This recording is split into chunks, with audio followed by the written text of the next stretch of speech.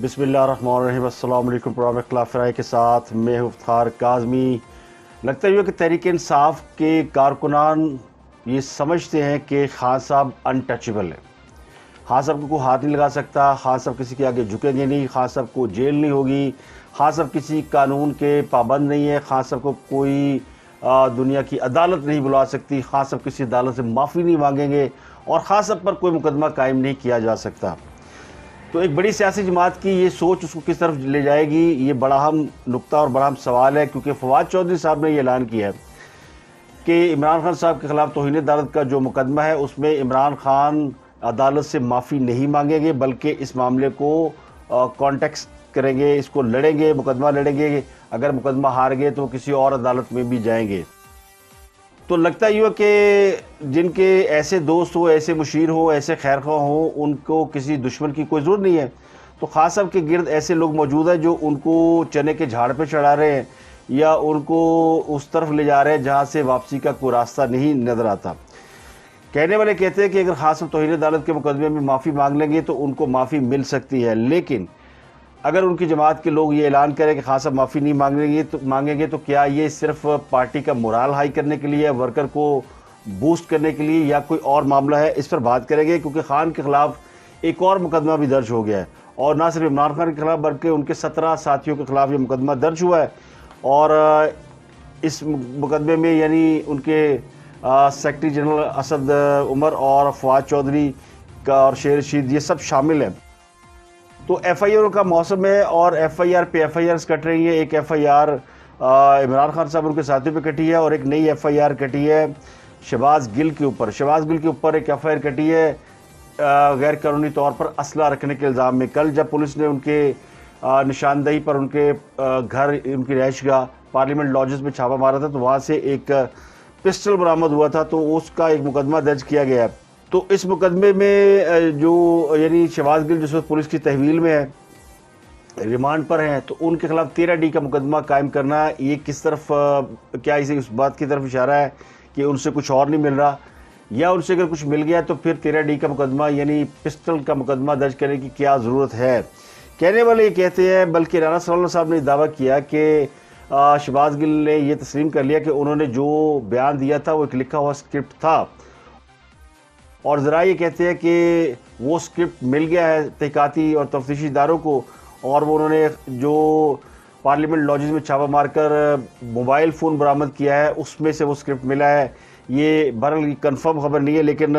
अगर ये स्क्रिप्ट होगा तो अदालत में ये यकीनी तौर पर पेश कर दिया जाएगा। लेकिन इन सब के बावजूद एक नए मुकदमे का दर्ज किया जाना, और वो भी नाजायज़ असले का मुकदमा, ये ज़ाहिर करता है कि कहीं ना कहीं शहबाज गिल के मुकदमे में या उसके ख़िलाफ़ तहक़ीक़ात में कोई कमज़ोरी या कोई कमज़ोर पहलू है। इसका जवाब अब KPK में खैबर पख्तूनख्वा हुकूमत वो अदलिया के हवाले से मुस्लिम लीग नून के रहनुमाओं के बयान जमा करके उनके खिलाफ मुकदमा बनाने जा रही है, और उसके मुद्दई बन रहे हैं अली नवाज़ गंडापुर। और ये कहते हैं कि ये जवाब गज़ल है, वफाकी हुकूमत के इक़दामात के बदले में सूबाई हुकूमतों को तैयार किया जा रहा है कि वो वफाक के ऊपर ऑफेंस करें और वफाकी हुकूमत के जो हम रहनुमा उनके खिलाफ उसी तरह मुकदमात कायम करें,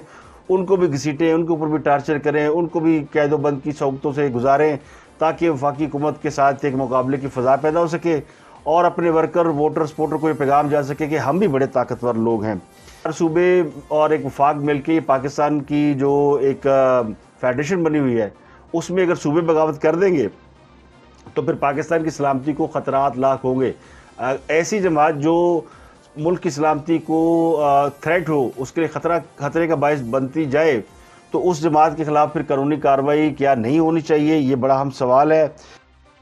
क्योंकि फवाद चौधरी साहब ने भी बयान दिया, उन्होंने कहा जी कि हमने लोगों को वज़ीर बनाने के लिए हुकूमतों में नहीं लेकर आए। ये जो पंजाब की हुकूमत है, KPK हुकूमत, इन्होंने कोई ऐसा एक्ट नहीं किया। इन सूबाई हुकूमतों के लोग इंजॉय कर रहे हैं और ये उस तरह एक्ट नहीं कर रहे। तो इसका मतलब ये कि वो चाह रहे हैं कि यहाँ पे पंजाब और KPK की हुकूमत जो है वो फेडरल गवर्नमेंट के हेड ऑन आ जाए।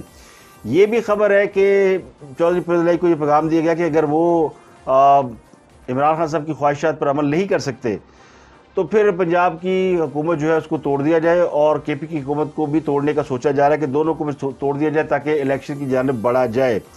لیکن اس کے لیے 10 سپٹمبر کی ایک ڈیڈ لائن جو ہے وہ طے کی گئی ہے۔ عمران خان صاحب نے ایک علیحدگی میں ملاقات کی ہے چودھری مونس علائی سے، تو مونس علائی سے ملاقات کر کے انہوں نے کچھ یہ سب باتیں جو میں آپ کو بتا رہا ہوں یہ ان سے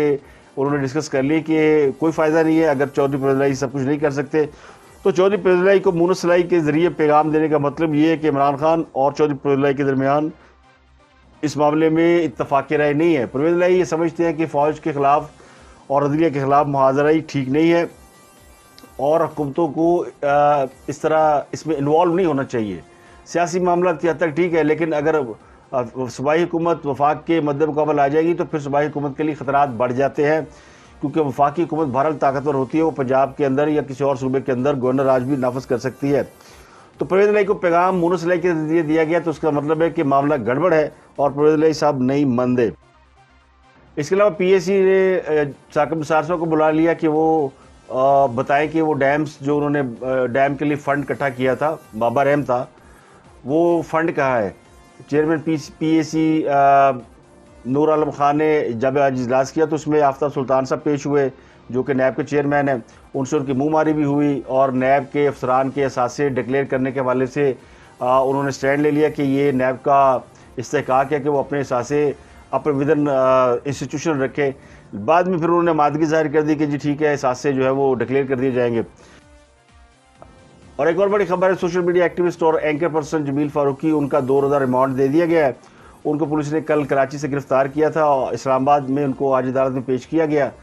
اور انہوں نے بھی کل دعویٰ کیا تھا کہ مجھے پولیس نے تشدد کیا ہے اور ننگا کر کے مارا ہے۔ آج ان کا مزید 2 روزہ ریمانڈ دے دیا گیا۔ پولیس یہ کہتی ہے کہ ان سے ان کا موبائل فون اور دیگر چیزیں برآمد کرنی، کیونکہ انہوں نے وی لاگ میں یہ الزام لگایا تھا کہ شہباز گل کو جب مارا گیا، اور نہ صرف مارا گیا بلکہ اس پہ جو تشدد کیا گیا، جنسی تشدد کیا گیا اور مرچوں والے ڈنڈوں کا استعمال کیا گیا، تو یہ مرچوں والے ڈنڈے والی کہانی ادھر سے آئی ہوئی ہے، جس کی وجہ سے جو ہے یہ معاملہ اتنا زیادہ فلیئر اپ ہوا۔ تو ان کو یہ اپنا الزام ثابت کرنا کہ واقعی ایسا کچھ ہوا اور انہیں یہ اطلاع کہاں سے ملی۔ اس کے علاوہ ٹولرز پکڑے جا رہے ہیں، اور اب ایک خبر یہ آئی ہے کہ لسبیلا ہیلی کاپٹر حادثے کی انکوائری رپورٹ جو ہے اس میں یہ انکشاف ہوا ہے کہ 178 اکاؤنٹ تھے، ان میں تحریک انصاف کے جھنڈے موجود تھے۔ تقریباً 580 اکاؤنٹس ایسے دریافت کیے گئے جن سے یہ فوج کے خلاف منفی پروپیگنڈا کیا گیا، اور کوئی 2,500-3 ہزار پوسٹ کی گئیں ان 580 اکاؤنٹ سے، جو کہ پھر لوگوں نے آگے اس کو یعنی ٹرینڈ وہ چلتا رہا اور پھر وہ لاکھوں میں کنورٹ ہو گئی۔ تو اطلاع یہ کہ سوشل میڈیا ایکٹیوسٹ اور ان کے سرگرمیوں کا سراغ لگا لیا گیا ہے، اور ذرائع یہ کہتے ہیں کہ اس میں 12 کے قریب صحافی اور اینکر پرسن ان کے بھی نام آ رہے ہیں، جن میں معروف صحافی صابر شاکر کا نام بھی شامل ہے، ان کے خلاف بھی مقدمہ درج کیا جا رہا ہے،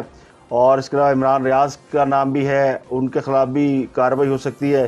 اور اس طرح بہت سے لوگ ہیں۔ اور یہ کہا جا رہا ہے کہ یہ ٹرولرز اور ان کے جو ماسٹر مائنڈ ہیں ان تک ہم پہنچ گئے ہیں۔ یہ اعلان کیا گیا ہے اس رپورٹ میں، یہ جو کمیٹی بنی تھی جس میں ایف آئی اے، ایم آئی اور آئی ایس آئی کے لوگ شامل تھے، انہوں نے اس ساری رپورٹ کے بعد یہ کہا جی کہ شہداء اور پاک فوج کے خلاف مہم چلانے والوں پر مقدمے درج کیے جائیں گے۔ مقدمے پیکا اور تعزیرات پاکستان کے تحت درج کیے جائیں گے، اور تفتیش کے بعد ان کے ہینڈلرز اور ماسٹر مائنڈ تک پہنچا جائے گا اور پتہ لگایا جائے گا کہ ان کو کون ہدایات جاری کرتا تھا۔ اس پہ ابھی تحقیقات جاری ہے، اور کچھ لوگوں نے اس میں معافی مانگ لی، اس لیے ان کو اس میں چھوڑ دیا گیا۔ تو ایک خبر یہ ہے کہ اس میں ابھی کسی سیاسی جماعت کے حوالے سے یہ نہیں کہا گیا کہ انہوں نے یہ کیا، لیکن اس پی ٹی آئی کے حوالے سے بات کھل کے سامنے آ چکی کہ جتنے لوگ پکڑے گئے ان میں زیادہ تر کا تعلق پی ٹی آئی سے تھا، اور یہ فوج کے شہداء کے خلاف جو نازیبا قسم کی مہم چلائی گئی اس میں پی ٹی آئی کے سوشل میڈیا کے ایکٹیوسٹ شامل تھے۔ اور اب بڑی خبر یہ ہے کہ خان صاحب کو توہین عدالت کے کیس میں اسلام آباد ہائی کورٹ کے سامنے پیش ہونا ہے۔ اسلام آباد ہائی کورٹ نے کل جب اس کی سماعت کی تو اس میں اس بات کا تعین کر لیا گیا کہ یہ معاملہ واقعی توہین عدالت کا ہے یا نہیں ہے۔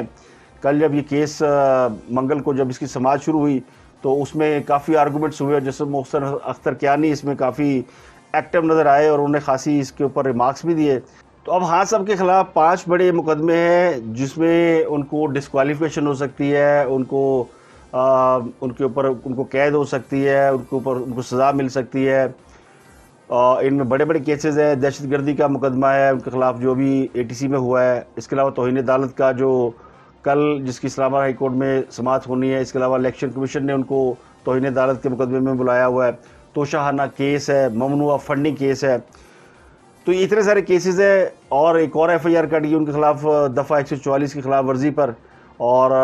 اس میں مراد سعید, فواد چودھری, فیصل جاوید, شیر رشید, اسد عمر, یہ سب یعنی شامل ہیں, یہ لوگ شامل ہیں. اور ان کے اوپر یعنی اعتراض یہ ہے کہ انہوں نے دفعہ 144 کی خلاف ورزی کرتے ہوئے اسلام آباد میں ریلی نکالی جس پہ پابندی تھی. وہ کہنے والے کہتے ہیں کہ ان میں سے خان صاحب کو اب اتنے مقدمہ میں سے خان صاحب کا بچنا ناممکن ہے. تو اب خان صاحب نے اس لیے شاید فیصلہ کیا کہ وہ ہیڈ آن جائیں گے, یعنی ان مقدمات میں بھی وہ سرنڈر نہیں کریں گے. جب انہیں ایک مقدمے میں سزا طے ہے یا ان کی ڈسکوالیفیکیشن کے اوپر بات ہو رہی ہے تو پھر وہ اس معاملے کو حتمی انجام تک پہنچائیں گے. یہ ان کی پارٹی کی طرف سے ایسے اشارے دیے جا رہے ہیں کہ وہ معافی نہیں مانگیں گے, جبکہ بہت سے جو ان کے قریبی ذرائع جو ان کو جانتے ہیں انہیں پتہ ہے کہ خان صاحب معافی مانگ لیں گے, کیونکہ خان صاحب کی بڑکیں اور ہے اور ان کی جو حرکتیں ہیں وہ اور ہیں, ڈیفرنٹ ہوتی ہے. لیکن اس کے ساتھ ساتھ جو ایکچولی کام شروع کیا ہے خان صاحب نے, اس کے ایک دو دن میں آپ کو اثرات نظر آئیں گے. وہ انہوں نے انٹرنیشنل اسٹیبلشمنٹ کو اب اپنے معاملات میں انوالو کرنا شروع کر دیا.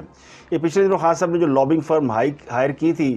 امریکن لابنگ فرم اور ایک CIA کی فرم, 2 فرم انہوں نے ہائر کی ہے جس میں وہ اپنے معاملات کو دنیا کے آگے رکھنا چاہتے ہیں, تو اسی کو استعمال کیا گیا ہے.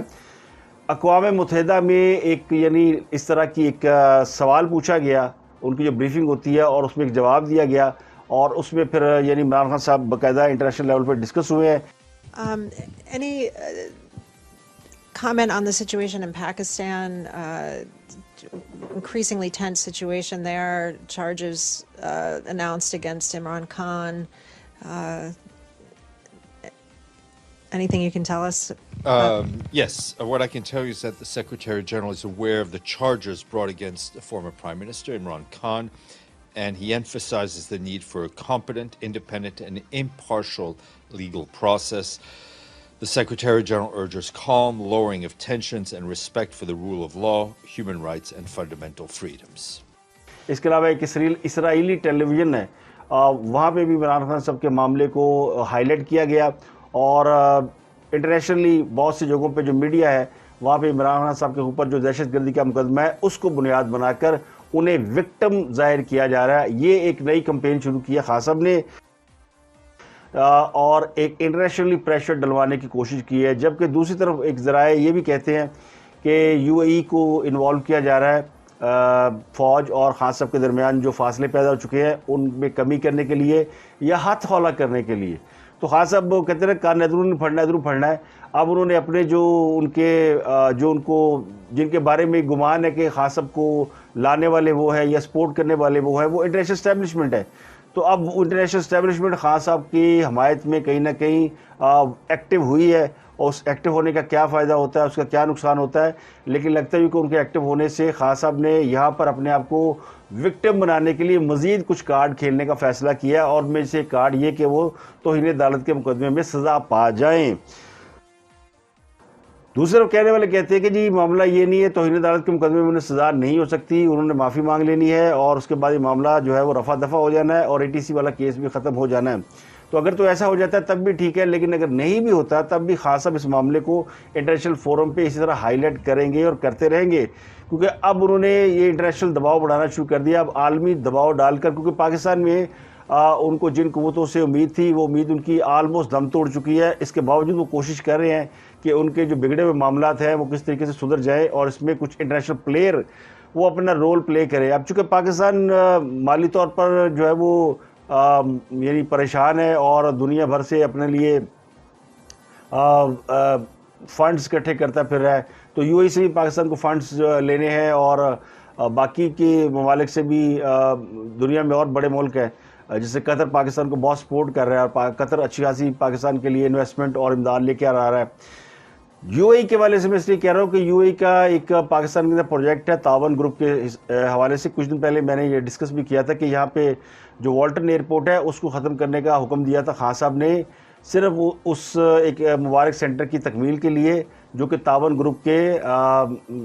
کی انویسٹمنٹ سے بن رہا ہے. یہ وہی تعاون گروپ ہے جن کے مالکان نے خان صاحب کو لندن میں ایک چیریٹی میچ میں $20 لاکھ یا $20 لاکھ دیے تھے، جو بعد میں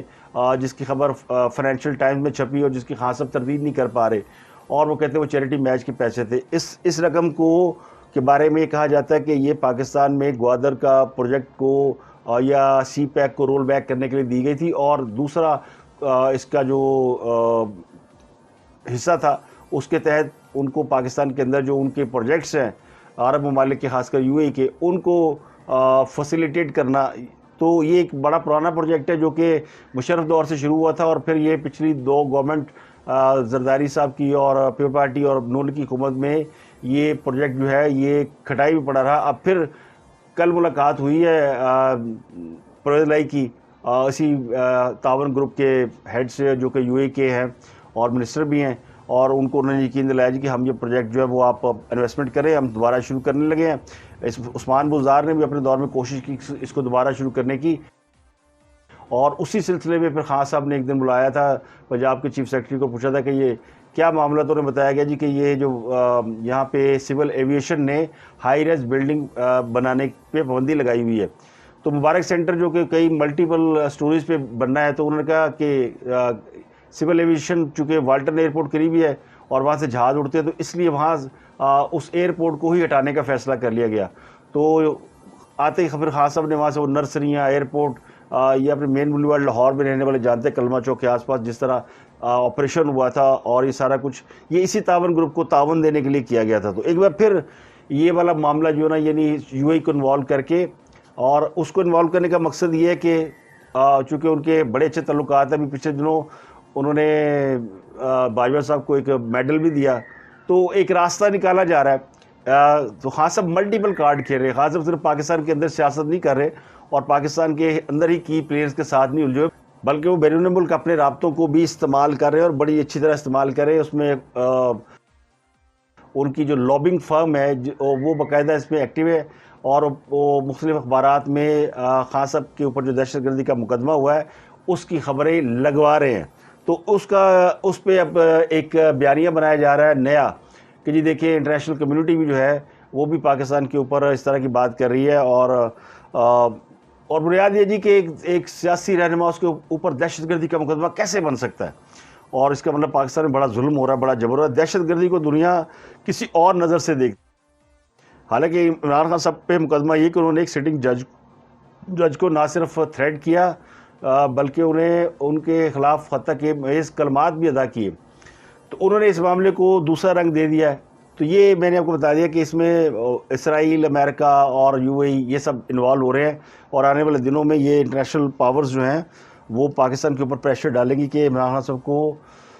فیس سیونگ دی جائے یا پھر ان کو دوبارہ سے اقتدار میں لایا جائے۔ اب اس پریشر کو پاکستانی افواج یا پاکستان کے جو کرتا دھرتا ہے یا مقتدر حلقے ہیں وہ کس طرح بیئر کرتے ہیں یہ دیکھنا پڑے گا، لیکن وہ بھی کچیاں گولیاں نہیں کھیلے ہوئے، وہ بھی اس معاملے کو سمجھتے ہیں اور دیکھتے ہیں۔ تو خاتون جج کو دھمکی دینے کے الزام میں اسلام آباد ہائی کورٹ نے چیئرمین تحریک انصاف کو شو کاز نوٹس جاری کرتے ہوئے 31 اگست کو ذاتی حیثیت میں طلب کیا ہے۔ تو فواد چودھری کہتے ہیں کہ وہ نہیں جائیں گے، اور ان کا پھر ایک اور کیس ہے، ان کو ATC کے سامنے میں پیش ہونا ہے، کیونکہ اگر وہ پیش نہیں ہوتے تو ان کی ضمانت منسوخ ہو جائے گی۔ تو رانا ثناءاللہ نے اس حوالے سے پھر اعلان کیا کہ اگر حکومت چاہے گی تو پھر عمران خان صاحب کو گرفتار کر لیں گے۔ تو ان کے بیان سے لگتا ہے کہ ابھی تک حکومت نے اس بات کا فیصلہ نہیں کیا کہ عمران خان صاحب کو گرفتار کیا جائے گا۔ یہ بڑا امپورٹنٹ پہلو ہے، کیونکہ لوگ یہ سمجھتے ہیں کہ شاید حکومت انہیں گرفتار کرنا چاہتی ہے، لیکن انہیں فی الحال گرفتاری سے روکا گیا یا گرفتار کرنے کی اجازت نہیں دی جا رہی۔ تو میں نے جو آپ کو وہ ٹرولرز کی خبر دی اس میں ایک چیز میں بھول گیا آپ کو بتانی کہ اس میں ایک پراپرٹی ٹائکون کا بھی نام ہے، اور وہ پراپرٹی ٹائکون ملک سے باہر جا کے بیٹھ گئے، اور وہ ڈر کے ہمارے پاکستان نہیں آ رہے، ان کا بھی نام آ رہا ہے، اور وہ بھی سنا ہے کہ انہوں نے بڑا فائنینس کیا، اور یہ جتنے ٹیلی ویژن اینکر اور یہ اس طرح کے صحافی ہیں، یوٹیوبرز، ان کو انسٹیگیٹ کرنے میں ان کا بڑا ہاتھ ہے۔ تو آج کے لیے اتنے ہی، آپ سے ملاقات ہوتی ہے اگلے ولاگ میں۔ اپنا گرد و نواح کے لوگوں پر بہت بہت خیال رکھیے گا۔